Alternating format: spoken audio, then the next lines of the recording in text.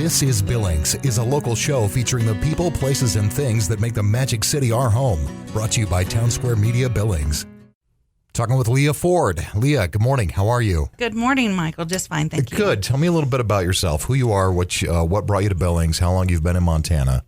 I moved to Billings in 2013 after being laid off in Houston. Gotcha. And moved up here and started a new life and really love it. And did you come here, was it for a job, or did you come here because of family, or why you pick it from Houston? You're like, you know what, Billings looks great. I mean, there must be a reason. No, my father lived here, Gotcha. and so it was an opportunity to have a safe landing place and just start anew somewhere else. Sure. And I'm always up for adventure. Well, changes, and it's fun usually, changes can be exciting. But so you came up here, and what industry were you in as far as like your career in Texas, and were you able to keep that when you came to Montana, the same type of industry? Yes, I was working in oil and gas in Houston, and so I was able to find a position here doing the exact same thing. Was it a pay cut to move to Montana? Because a lot of people say, well, you can't make the same money. It was a small pay cut, but not significant. Okay. So you moved up here, got the similar type of job, and making pretty decent money. I mean, this is not like a minimum wage type position, right? No, it's not. It is a professional. So you'd be considered, I don't know, I don't want to get too personal, but you made between, what, $40,000 and $100,000 a year? Roughly. Okay. Yeah. All right. Okay. I'm just kind of getting a ballpark because, wages aren't typically that great for a lot of people in Montana in general. Right. So, and you were doing this job and it was going great. And then how did you get into the position of looking for work? I got kind of burnt out and stuck in the department that I was in. Yeah. And so when I got offered a different position within the company, I jumped at it because Gotcha. it was more marketable and, a little bit of a pay increase. So. Sure. Okay. So you did that. And then, but how did you become unemployed? Did that job run out, or the company, what happened then? Well, there was some restructuring going on, but it was COVID impacts. I'm sure. Yeah. As everything shut down, lots of people did get out of work. Okay. So this happened, and that was in November of 2020, right? That's correct. Okay. And so then you find yourself without a job. What was your initial reaction, and what did you think at the time? Were you like, well, I'll file for unemployment, or what? That was immediate because your bills don't go away. That's what people do. If you lose and I've been there. I've been in positions where, all right, I'm in between a job right now. I paid in my whole life. I don't feel bad taking unemployment, and that's what it's for. So you did that, and you got that going, and then did you take a little bit of time off, or did you? Not really. Yeah. I immediately started looking. I looked at it as, well, now my new job is to find a job. Right. So I would get up every day and get dressed and get on the computer and start looking for work. Sure. And that is how I spent every single day applying for jobs. Didn't matter where they were. All over the country. Yeah. And I have chosen to also go back to school and finish my degree because I have the time. Right now. Yeah, it will increase my student loan debt a little bit, but hopefully you'll make a little bit more and it'll be worth it. Right, sure. exactly. Sure. So you were doing that. So this was last November. You were sending out resumes, doing online applications, and were you focused on trying to stay in Montana, or were you just like trying to find a job? Period. Just trying to find a job. Period. Gotcha. And in the industry that you're familiar with. Exactly. Yeah. So because people say right now, well, and so this is November, but now let's fast forward to spring, and everything's open again, and the economy's allegedly booming, and we all have all this extra money, and everyone's going back to work, and now you still haven't been able to find.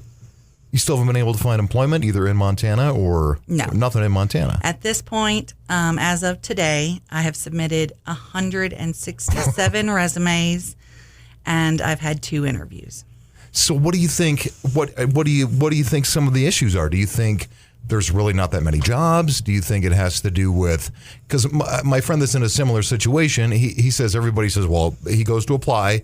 People tell him there's signs up all over town. He goes into the businesses and they say apply online. Do you think something gets lost in the apply online thing that doesn't get to hiring managers locally, or why do you think that is? I absolutely do, because part of applying online is that there's no one to reach out to follow up. Right. I can submit a resume to any company. I don't know who the hiring manager is. I don't know, their phone number. Sure. And that's part of requesting your benefits payment from unemployment is to give them contact information. Sure. And so sometimes I'm applying for a position in Savannah, Georgia. Right. And the only information that I can find as far as contact is a corporate office in Minneapolis. A generic email address, yeah. Yeah. So you've been diligently, making at least the 2 or 3 or 4 phone calls a week, or sending out the resumes, and just if for everyone saying there's all these jobs out there, it's just kind of mind-boggling.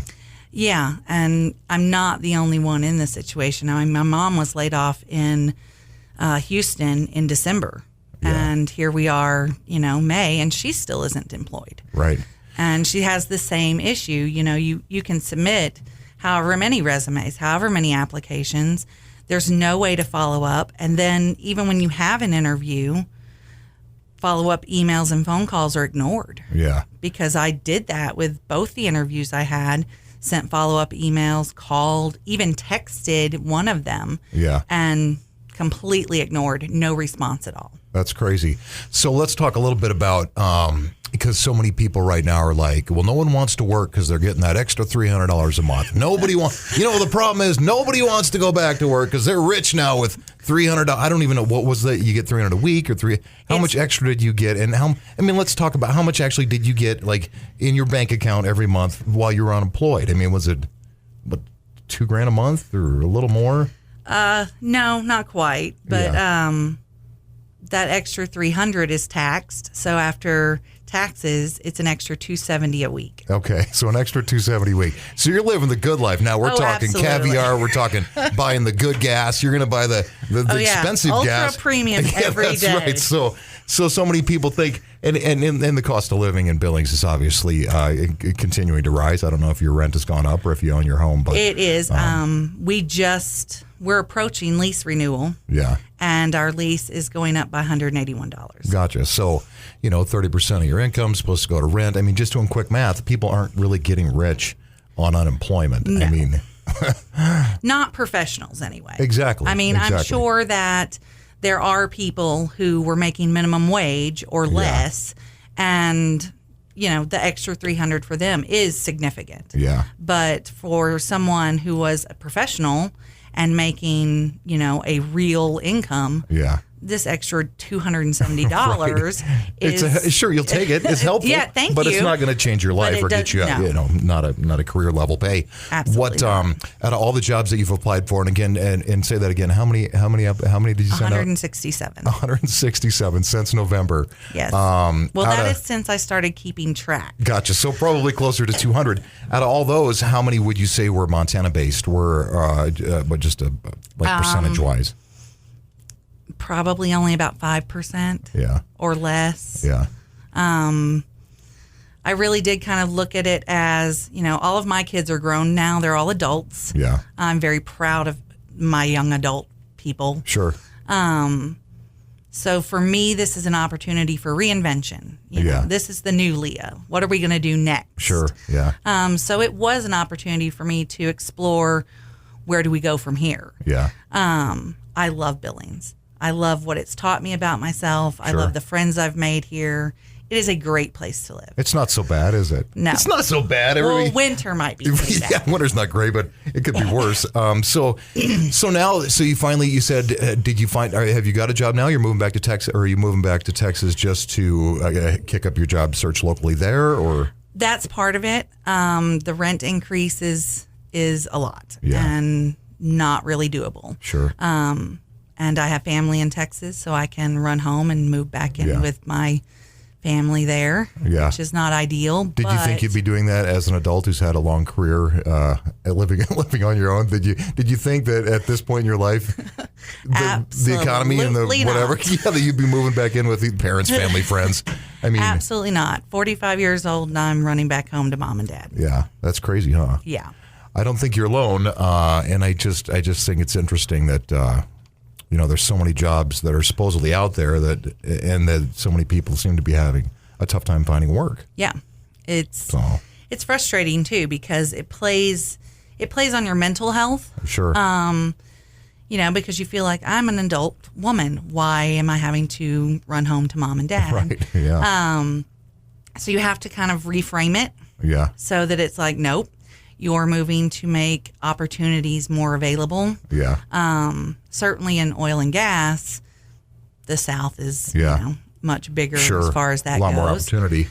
What do you say to people that say, well, why don't you just take something else in the meantime? Why don't you take, because there's people out there, well, yeah, I need to make $40 an hour or whatever your price is, but they say, well, why don't you take 25 in the meantime? Well, or what, whatever. Well, am I supposed to work 2 jobs and, That's right. In Montana, just about all of us have 2 to 3 jobs.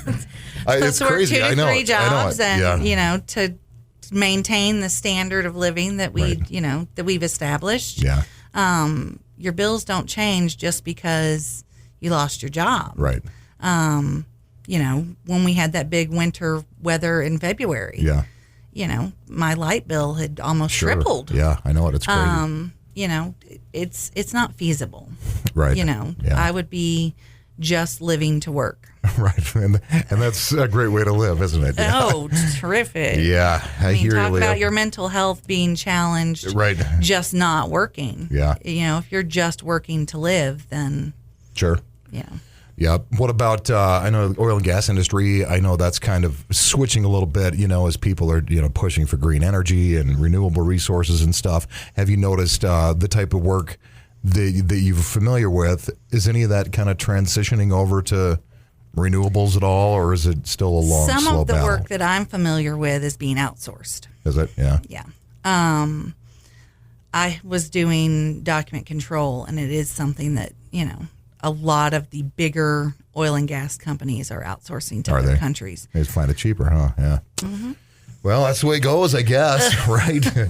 All right, Leah. Well, thanks for coming by. Any other insight you'd like to offer, I guess, or any advice to people that are kind of in your boat, that are trying to find a good paying job and haven't had results? How do you stay positive during this, or any advice you could offer?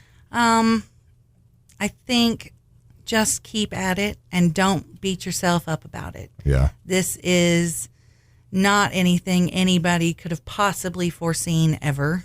Right. And you are still a good person. You are still, smart. You are still capable. This is not about us as individuals. Sure. It doesn't change who we are. So many people identify with what their job is, don't they? They do. Yeah. And there has to be some separation there. Yeah. Otherwise, you are not going to live a very happy life. Right. Well, when the rug gets pulled out from underneath you, if that's your whole identity is, I do this for a living and that's who I am. And then all of a sudden, even as you a find out maybe that's stay-at-home mom, not it. that was something that, a lot of stay-at-home moms identify as being a mom. Yeah. And so their whole life is their children. Sure. And that was something when I was a stay-at-home mom, I was very focused on. Yeah. Raise these adults so that you can have a life. Right. That's right. That's right. Yeah. And, and that's when you get your next adventure. Yeah. And so that's what this has to be, is That's my what it next is. adventure. Well, good luck to you, and have fun back in Texas, and hopefully you don't get there in time for, what is it, hurricane season yet? Hurricane season will start the end of August. Okay. All right. Perfect timing. Leah, good luck to you, and thanks for chatting with us. I appreciate it. Thank you so much, Michael.